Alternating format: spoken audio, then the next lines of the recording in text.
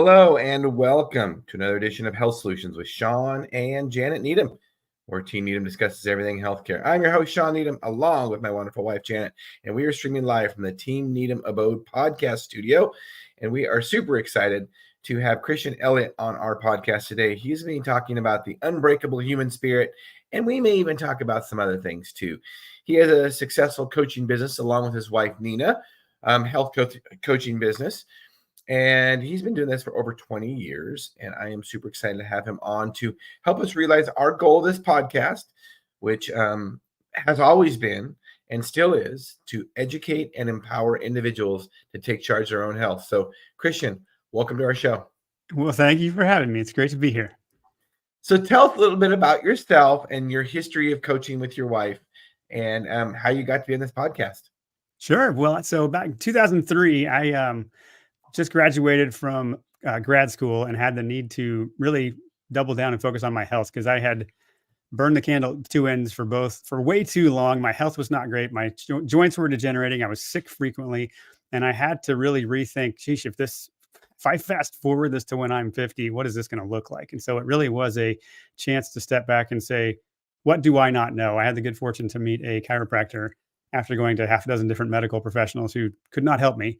And he just put me back together. He taught me nutrition. He taught me how the biomechanics of the body works. He helped me learn a healing paradigm. And in the process, taught me about the pharmaceutical industry, the farming industries. And it just became several red pills at once. But it took me about 2 years to get my health back. And that became I got diverted from what I thought I was going to be doing into the realm of health. And it was kind of a hobby. And then it turned into something people would pay me for and little workshops I ran. And then we introduced fitness to it, and that became really a viable business at that point. And we transitioned into running our own studio. So for about 9 years, we had brick and mortar locations where we integrated a team of wellness professionals. But once I realized the medical profession didn't have all the answers, and I found other healing modalities or disciplines, I became a kid in a candy store. I wanted to find out all the different ways that I did not know the body could heal and the professions that helped the body do that. So we integrated chiropractic and acupuncture and massage and naturopathy and nutrition and fitness. And we had all of that in one place. And it really became fun because we could look at any given person from a holistic perspective and say, what do they really need? And so over the years, we've just been kind of growing more and more in that. And in 2017, we transitioned to a virtual business. And that's really where we kind of started going more in the life coaching realm and in the mental, emotional, physical, spiritual realm, trying to help look at the whole human, look at the whole person and figure out what does it take to get this individual well. And we haven't really been able to break up with the holistic perspective because it's the only way that we find we can get traction. It doesn't matter really where someone's stuck. There are basic underpinnings of human physiology and human nature that aren't going to change. And once you get good at assessing that, it's much easier to find, oh, this is where this person's stuck. And so that's the work we do today. We love it. We're just a virtual business, and had the good fortune recently I started a podcast, and I got to meet a lot of different amazing doctors, some of whom I found to be unicorns in their profession. They think differently. And one of them being Dr. Heather Gessling. And so her and I have kind of partnered really in the detox realm, which started around the COVID vaccine and the idea of like really helping deal with some of the downstream problems that have come from that. And a lot of people that have been injured or have lingering impacts. And so we tried to put our heads together what we could do there. And we realized that what works to help people heal from that is not like it only helps with that. There's healing and detoxification are more timeless principles. And so we have worked to grow into a new venture we're calling Healing United, which is really just medical, alternative, and coaching worlds combining their forces to humbly look at this and bring different skill sets to the puzzle, helping the person, whether it's the shot or it's just ongoing toxicity or it's just a lifestyle that's been in the way for a really long time, helping them see their way through that. And then that's kind of gets you up to speed of where we are today. Yeah, that's awesome. And, speaking of physicians that are different and just have a different mindset, Dr. Heather Gessling, we've had the pleasure of meeting her, interviewing her on our podcast. And it is reassuring to meet physicians like her that just step out of the box and do something different. And, I can tell you kind of talk a little bit about, just very, very briefly about your chiropractor educating you on big pharma and things. And I will tell you, as Janet and I being two pharmacists, I mean, we have lost faith in pharma, specifically, even more so during COVID, but we haven't trusted them for years. We have really questioned them for years. And to think that our bodies need a drug to, be healthy is just incredible. But that's exactly what Big Pharma wants to believe. Yeah, well, it comes from you rewind the history of where we got there, really go back to the Rockefellers and Carnegies and the Flexner Report of 1910, and understanding there was a monopolistic intent behind it. There was a need to create a pill for every ill, or to take what worked really well for Rockefeller in creating Standard Oil. The standardization of oil was where he made his money, because then people could have predictability when it came to running their engines. Well, he applied the same logic to human physiology. We can have a pill, we can have a standardization of chemical intervention in the body. And that became the quote unquote scientific way to approach it. And they kind of poo-pooed everything that couldn't fit into the reductionist, scientific, petroleum-based pill for every ill. And it zoomed in dramatically on biochemistry to the exclusion of bioelectricity and magnetism and heat and light and movement and all the other aspects of biophysics. And it became a monopolistic centralization. You even look at the history of medical licensing going back in the late 1800s and how that became another way to just corral independent thinkers, or to tell people what they were and were not allowed to say. And you put that with a monopolistic attempt to create medicines and grow that over time. It's birthed what we have today. And it's taken a while for that kind of residue of that, I call it enlightenment goo, the idea that we can zoom in and keep going down and down and finding more specific interventions that will somehow magically change the whole. It takes a while to break up with that. Sounds like you guys have been in that and realized, oh, there's more to health than just biochemical whack-a-mole. There's a hubris to that. There's an idea that the body needs its battles fought for it, rather than saying, what does the body need? And it's smarter than we ever could be. Let it do its own thing. Let it be the one that creates the healing. And how do we just become stewards of that and operate from a healing paradigm? And that's really where Dr. Gessling and I have found so much common ground, is looking at the body through a healing paradigm. And even to your point, all of you sounds like have kind of not let your education get in the way of learning, and been humble to say, oh, there's some things here we did not understand. And now that we step back and look at the history of this, now that we look at the model, the method, the theory behind this, we might have missed something. And maybe there is something to participating in healing. And to the point of your show is helping people take back their agency and realize they're not just at the whims of whatever their doctor says, but they can actually think and ask questions and develop their own intuition. And so it's been a fun journey for me as a health coach. I kind of came at it from the other end, but even the coaching world or the alternative world is largely stuck in a reactionary mindset. It's not like the medical community is the only one that has it. We instead of a bottle with a brown bottle and a white cap, we just give people a suitcase full of supplements and tell them to hope for the best. And that's not doing anything any better. There's more to healing than what we can swallow. And once that clicks, it's so much more fun to step back, to be humble and say, are we doing the basics well? Like, are you drinking water? Are you lonely? Are you hungry? When was the last time you ate a good meal? Do you even understand nutrition? Are you moving? What's your stress level? What are the negative things your inner critic is saying to you? And truthfully, the healing comes more from those things anyway than from some magic pill that we swallow. Once that clicks, then it really becomes on us as the people. We don't even think of ourselves as healers anymore. We're just teachers. We're teaching people what it takes and grounding them in the first principles of health. And that means there's sometimes lifestyle disentangle and other things that have to be thought of in the effort to get well. But once it clicks that that's the business we're in and that's the role that we have as stewards of our knowledge, it's so much easier to figure out, okay, well, this is how we're going to help. And we get to teach people more and more the fundamentals of how the body heals, how it cleans itself out, and just then apply patience and time. So that's really, I guess, an affirmation of what you've lived through. And it's nice to meet other people who are in the same fight. Janet, what comments or questions did you have for Christian? Well, it seems like, I I think we end up getting the clients that just aren't accepting, for example, the solution that they've been sold. Hmm. Uh, they've stepped out of that blind faith, and Yeah. I don't know how they got there. Maybe they were too uncomfortable to stay in that other paradigm for the rest of their life.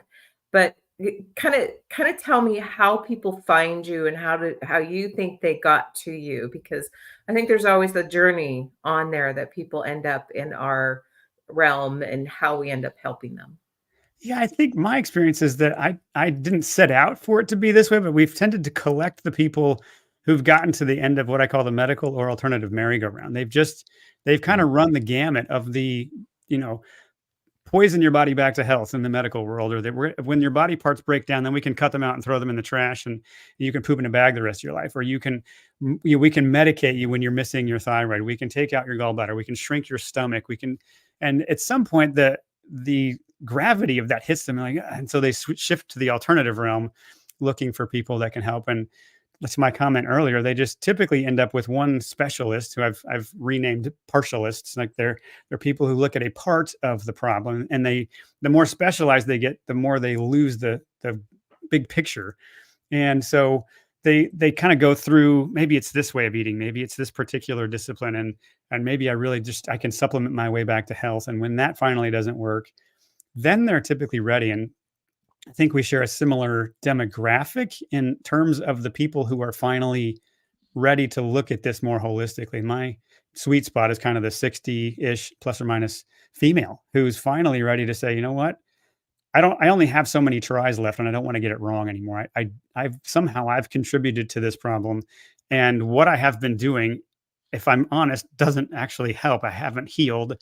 And so there's a soil that's ready to plant new seeds in, that's ready to approach this differently. So often it's a human tendency, right? We are a creature who doesn't like to change unless we have to. We typically change for inspiration or desperation. And most Hmm. of the people I think in the health realm are in the desperation. They're just like, I got to try something else because this isn't working. But once we realize that we have to do it, there's an extreme ownership that kicks in.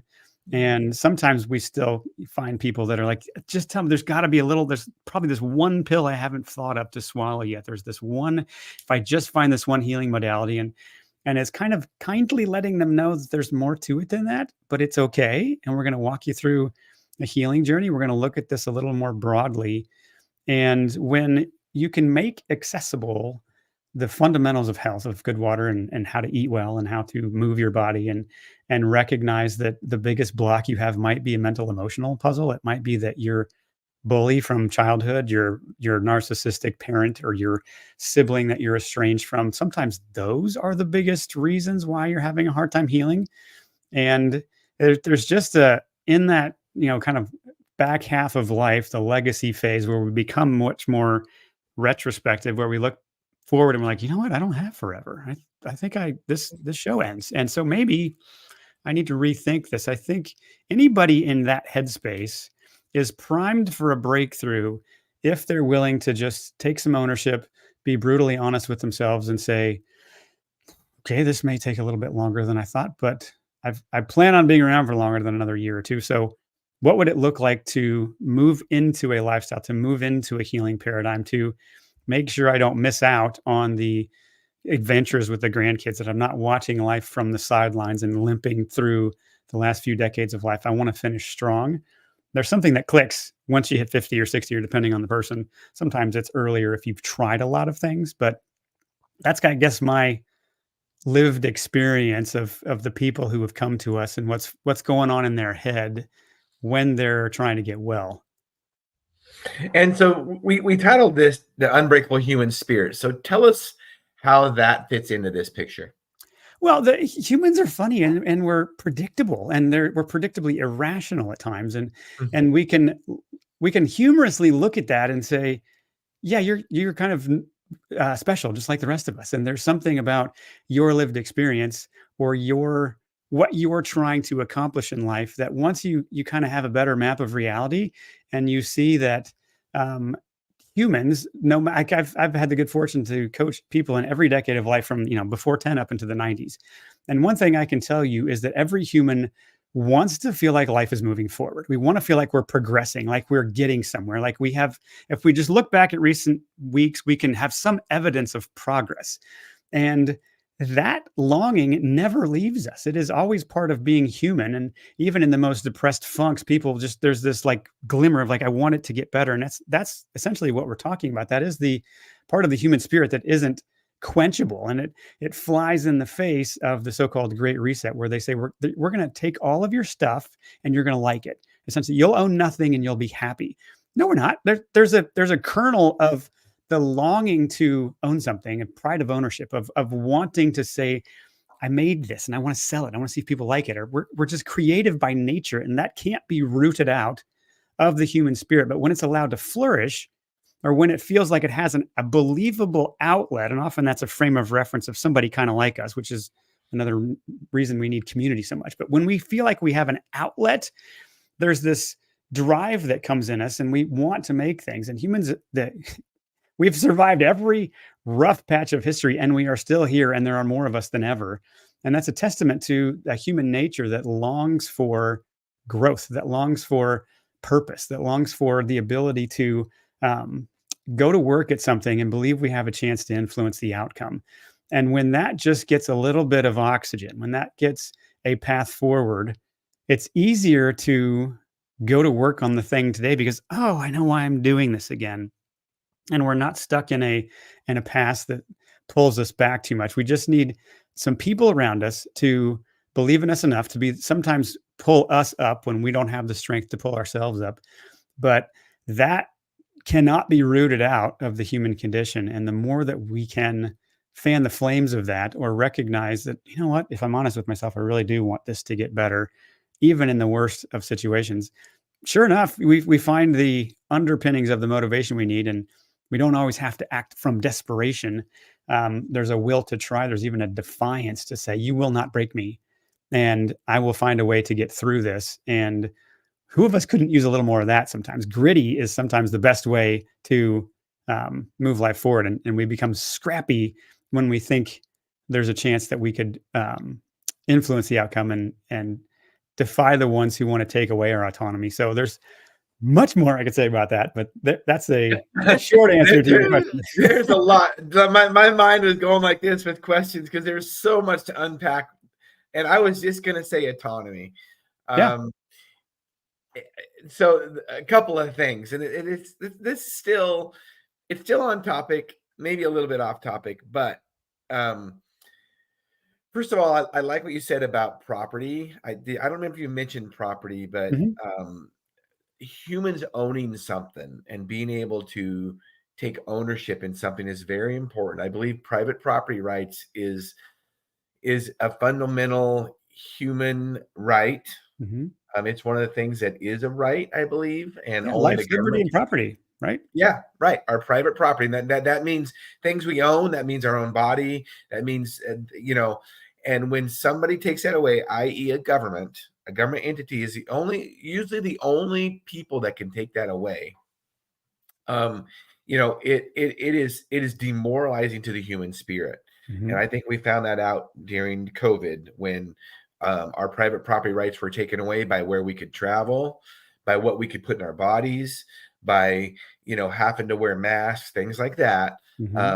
Those are all, in my opinion, human rights that we should have a right to our own property, and autonomy the same way. And I think what I like about what you said, because this is one thing that Jan and I say all the time, is we do not believe in the traditional role or the traditional idea of retirement. Right. And, if you look back, Christian, about the history of retirement, that word never even was talked about until a little over 100 years ago, during the progressive era, the 1880s or so. It started in the European countries, then it came over to the United States in the 1900s, and then we had Social Security. So the government can steal our money, i.e., taxes, and take it to save for us so we can retire. Well, none of that. Social Security is not security, for one. And it's the biggest Ponzi scheme ever. And really what it does is it just takes the productivity out of a human. How many humans do you know that say, I can't wait till I'm 65 so I can retire? Well, who made up this magic number of 65? The Well, do you government. know where it came from? I don't know. Tell me. Yeah. Well, the average lifespan of somebody when they created Social Security was 63. So I they thought it said was it 58. or less. Like it was less than what Right. they put the number at. Right. So Which makes you wonder, did they ever want anybody to draw Social Security? no.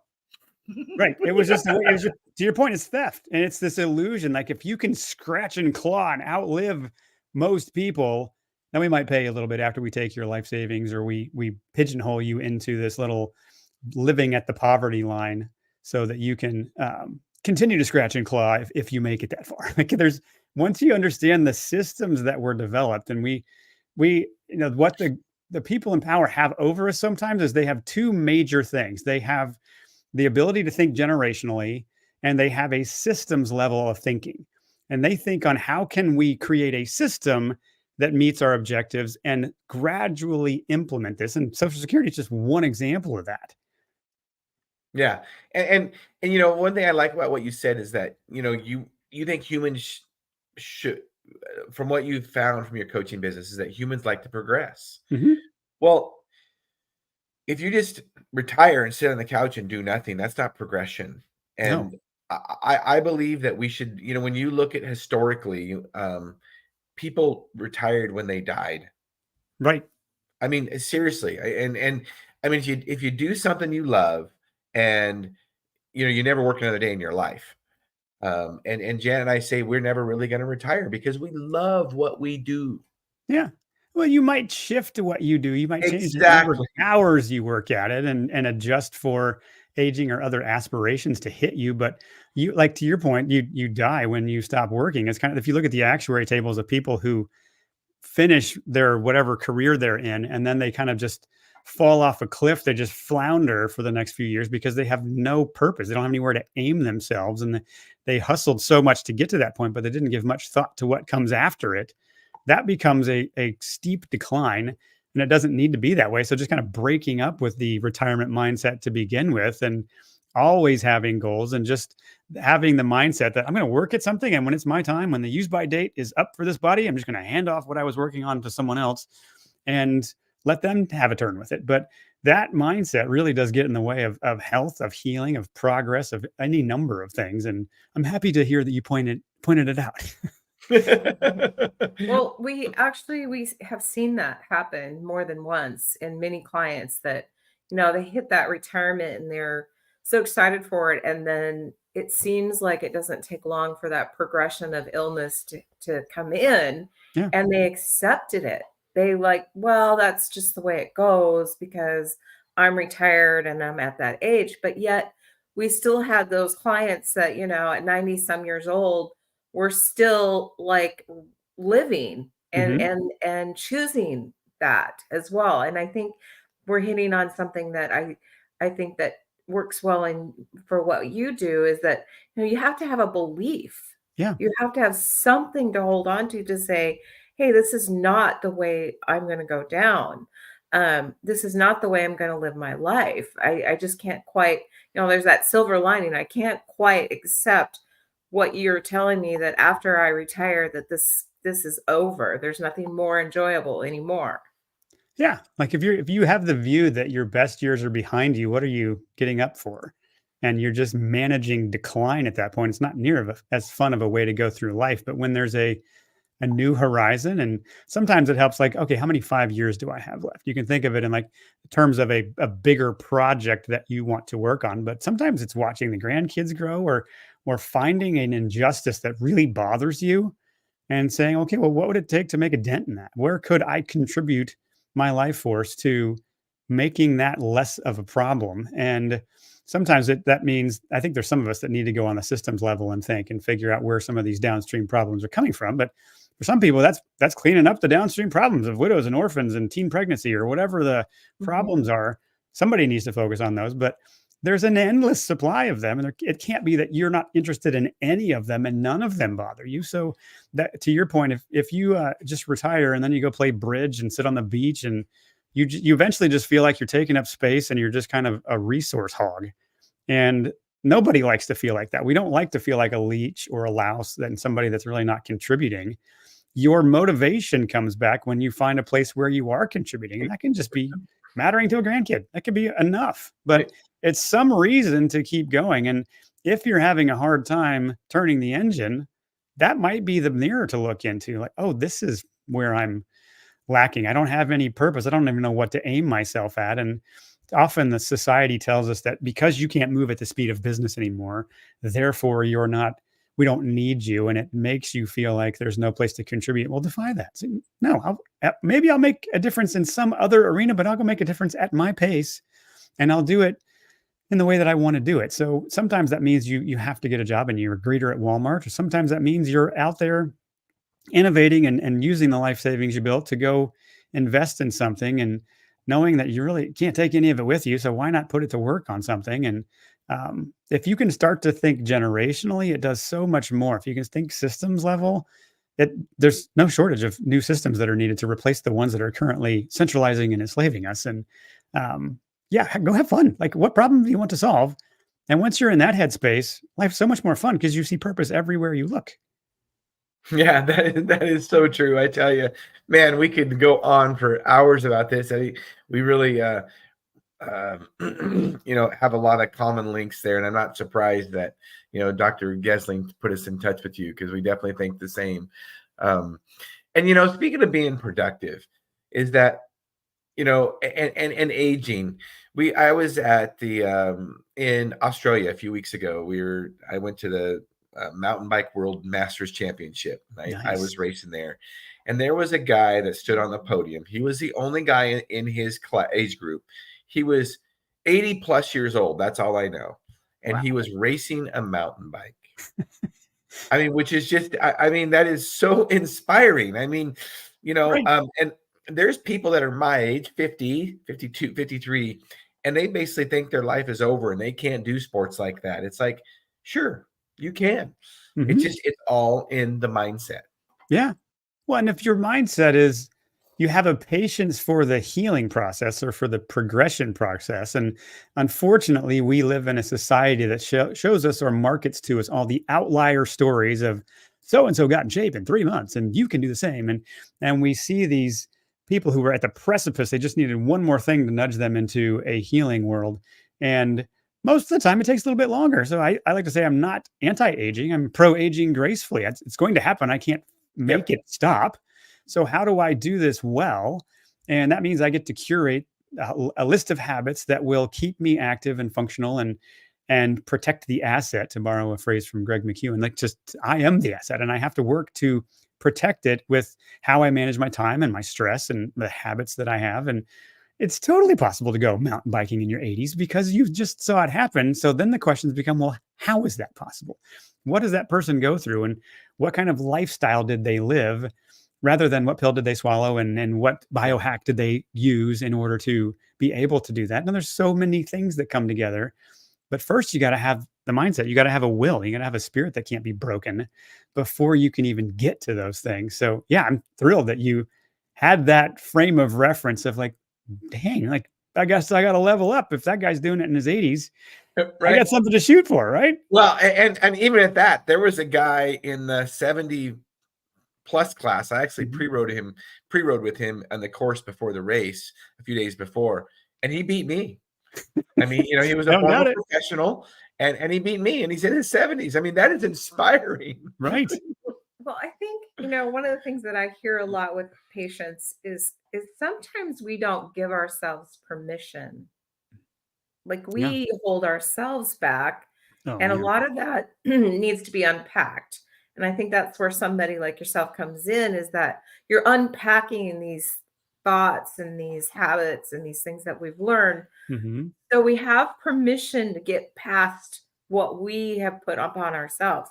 Is what I had a lady that cuts my hair, and she went through a divorce. And afterwards, one of the things she said to me is, I learned in life that I'm holding myself back more so than anybody else. Yeah. I thought it was, my former spouse. I thought it was this or that. But then when the reality hit, it's a lot of times taking ownership of the fact that, hey, either I'm the person that says I can or I cannot.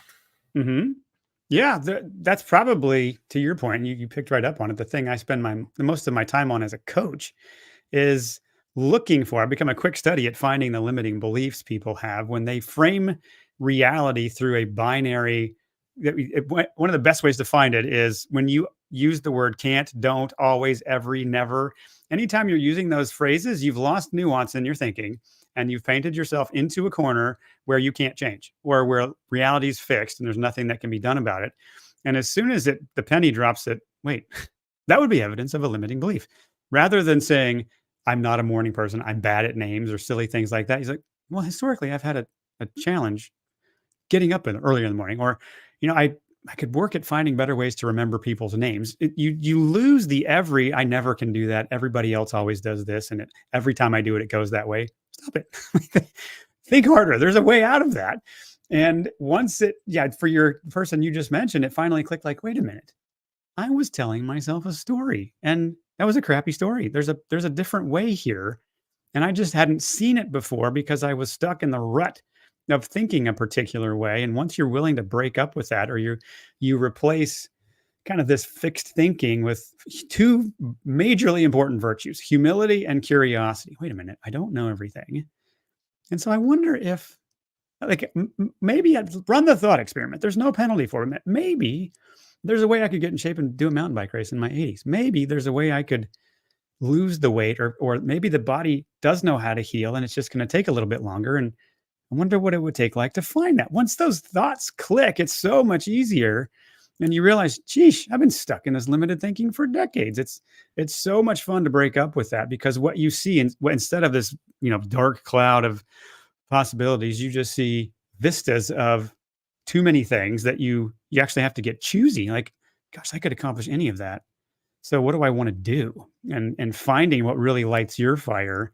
I've taken so many classes. I took one recently from ready to end his life, like literally planning where he was going to kill himself so his family didn't have to clean up the mess, to more purpose than he can possibly ever get to. There's so many places he wants to make a difference, and now we have to choose. Like, you're not going to be able to do all. You need 10 lifetimes to do all that. So let's get specific. And what can you peacefully go, you know what? I can save that for now. For now, I want to focus on this one. You can't do all of it. And it's so much more fun to operate from a perspective of, what do you really get juiced by and what do you want to leave behind, and how do you want to spend your days? What does a really, really good average day look like? And spending a little bit of time thinking about that is so rewarding. Most people spend more time planning their vacation than they do their life. And when you flip that and life feels like the thing you're excited to be showing up for, so much easier, so much more energizing to wake up and go, you know what? I got hope, I got purpose, and my tail's wagging. Let's get to the day. That's a much more fun way to go through life. Absolutely. Unfortunately, in the traditional medical profession, we don't have doctors telling people that. Yeah. I mean, Jen and I hear over and over again, well, that's just a part of getting older. Their doctors will tell them that. We hear that about all kinds of stuff. Oh yeah. Well, as you get older, you just have high blood pressure, you just have XYZ disease, and you just need this drug. It's just part of getting older. Or, as you get older, sex is as important. So, don't worry about it that you don't have any libido or you don't feel like having sex. That's just part of getting older. Mm-hmm. And I mean, it's hard for people they usually trust doctors, and it's hard for them to get out of that mindset. And we used to hear all the time, and I think it came from the medical profession a lot, is that, oh yeah, when you get in your 50s, it's just kind of all downhill from there. And it's like, I mean, doesn't have to be. No. I mean, we've seen people thrive in their 50s, 60s, 70s, 80s. The mountain bike racer in his 80s. Yeah. Right. Well, and once you can break up with that idea that you're just stuck, you go to most medical doctors, why is this happening? It's genetics, it's stress, it's aging, or I don't know. Those are the totally unsatisfactory answers you get when you ask a doctor where these problems are coming from. And all you've done is just run into the limits of their knowledge. You've run into their ability to help. Right. And once that clicks, okay, you just don't know. That doesn't mean there isn't an answer. You just weren't trained to look for it. And instead you're indoctrinated sounds strong, but you're indoctrinated to teach people that it's genetic, stress, aging, and we just test you until we find something we can bill your insurance for, and we treat you with a pill or a surgery. And yeah, it kind of stinks to get old, and so we'll just help you limp through it and break up with that. Like, no, thank you. There are so many more powerful ways to heal, but you got to have that vigor in you first to want to. Otherwise, you just kind of like, well, this is what the doctor said, and you didn't know you could question that. They're not gods. They didn't come down from heaven to bestow truth to us. Science is just a tool. It's not some sort of thing we're supposed to worship. It's just it's a servant if we use it well, and it's always limited by the people using it and what they could even think of, or the measurements of, or the units they have to measure things. So it's just it's one little tiny sliver of all the different things that we could look at to give you a sense of where to go with life and what makes it meaningful and how to get there. So yes, you are definitely over the target in what you guys are doing. I love it. So as we wind this podcast up, Christian, tell us what you have a passion for. Oh, man, so many things. I guess that's not a great question to wind up. Too many things. I've got 6 kids. We homeschool them. We love teaching them how the world actually works. I have work that fills me with purpose every day, and I see people stuck in these limiting beliefs, and it is an injustice to watch them wilt way prematurely. They don't need to go through that, and I love pulling people out of that head funk. I love showing people how much simpler healing can be. If you're sick, you're toxic, you're malnourished, or you have toxic thinking. Those are the 3 things that poison you. And once it clicks that that's what your problem is, that simplifies the path. It doesn't necessarily mean easy, but yeah, so that's just the short list of things I get fired up about and would love to be making a difference. And to your point, I can't imagine retiring. I'm planning to squeeze at least a century out of this body, finding and solving new problems the whole way through, and just leaving a littered legacy of all the different stories I've changed, but to hopefully codify it, or to give it a record of, here's some wrong turns I can spare you. Here's some breadcrumbs to better principles. And so I will probably be doing that the rest of my life. So that's my short list. I love it. I love it. So tell us about your website with Dr. Gasling. Yeah, it's called Healing United. We picked the URL healingunited.today because we wanted a sense of urgency. Let's get on with it already. There's healing to be done, and you have purpose and a reason that you are here.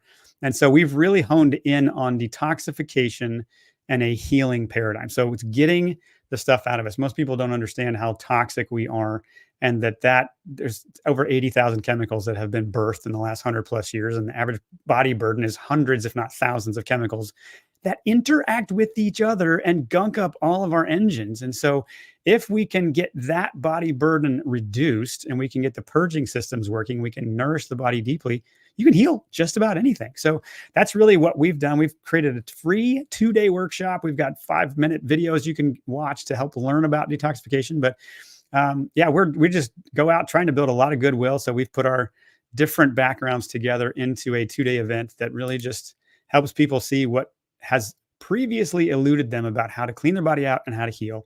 So you can find that at healingunited.today. I love it. I love it. We could go on and on. We should have you on again sometime. And there's so many subjects we could talk about, from health to how we got here as a country, with the pharmaceutical industry and how it's controlled doctors and controlled medicine. Yeah. Well, it would be an honor to come back. Thank you for that. Yeah. Well, I appreciate you being on, and you've helped us realize our goal, which is to educate and empower individuals to take charge of their own health. So thank you very much for what you do, Christian. Well, thank you very much for having me. And listeners and viewers, thank you for tuning in to Health Solutions with Shawn and Janet Needham. Tune into our midweek podcast, 8 a.m. to 9 a.m. Pacific Standard Time this Thursday. I don't even know who the guest is or what the topic is, but it's going to be good. Health Solutions with Shawn and Janet Needham. Thank you.